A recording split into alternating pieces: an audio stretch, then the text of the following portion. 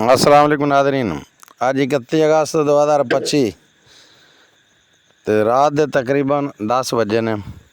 दरिया सतलुज के हवाले के नाल ताज़ा तरीन अपडेट है कि दरिया सतलुज जेह्ड़े जित्थों शराबी रेला गुजरता जाता तकरीबन अपनी निशानियां छड्डदा जाता है। अज पानी नसीरपुर माटन के अंदर 38 साल बाद इंटर होया कि 38 साल गुजर गए, इस जगह तो कोई पानी नहीं आया। जबकि 2023 वाला जोड़ा पानी है वह भी इत्थे नहीं इंटर होया सी, वो भी इस तो पिछे रह गया सी। तो अज इत्थे काफ़ी पानी है, तुसीं वेखदे पए ने कि सड़क जिहड़ी है सारी मुकम्मल भरी खड़ी है, दान जिहड़े मुंजी है भी भरी खड़ी है।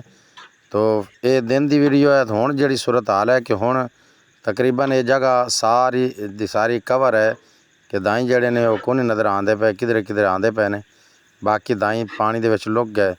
और नसीरपुर वाली जिहड़ी सड़क है उन उत्तों भी पानी गुजरते अगे जाता पिया रिजवाए वाल जिहड़ा कलंदर वाली साइड ते, कलंदर बोदले वाली साइड ते नसीरपुर माटन के दरम्यान वाली सड़क के विचों पानी उत्तों गुजर गया है और वो सड़क टुटन के बिल्कुल करीब चली गई है। तो ये इत्थों की ग्राउंड सिचुएशन है कि जिहड़ी इत्थों की मौजूदा सूरत हाल है कि अजे तक पानी का पिछे इजाफा दसा जा रही है गंडा सिंह वाला ते, जबकि हैड सुलेमान की ते FFD के मुताबिक पानी कम होंदा पिया। तो पुछने हैं जी इत्थों के नंबरदारों को कि की सूरत हाल है इत्थों की कि वो पानी के मुतालिक की आखते हैं। तो गल करने पिंड के नंबरदार की सूरत हाल है जी। की सूरत हाल है जी? सूरत हाल तुहाडे सामने ही है जी। हाँ, पानी वधा जांदा है, वधा जांदा है। पिछां दी की सोर है जी? पिछां में बड़ा ज्यादा पानी तो दसदे थोड़ा पैना है सुलेमान। घना दस दे थोड़ा पै तकरीबन हर बंदे दी इहो गल है कि है घना तो दस दे थोड़ा पैना।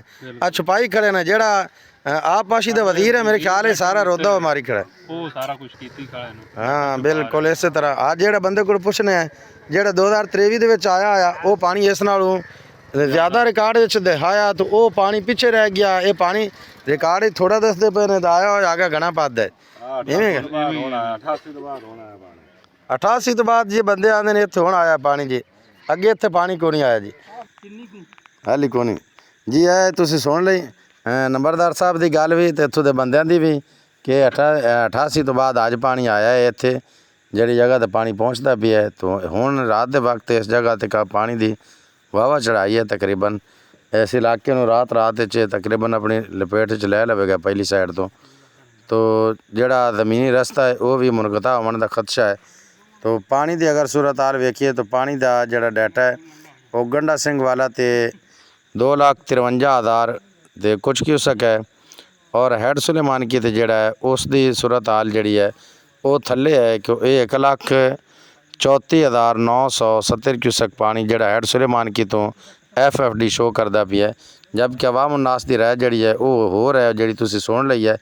तो अगर हरीके हैड ते वेखिए तो हरीके ते 2,63,000 क्यूसक पानी का इखराज है कि जिहड़ा अगे छड्डिया जा रही है दरिया सतलुज वाल। तो ये अज की पानी की सिचुएशन है। अस्सलाम वालेकुम वरहमतुल्लाहि वबरकातुहू।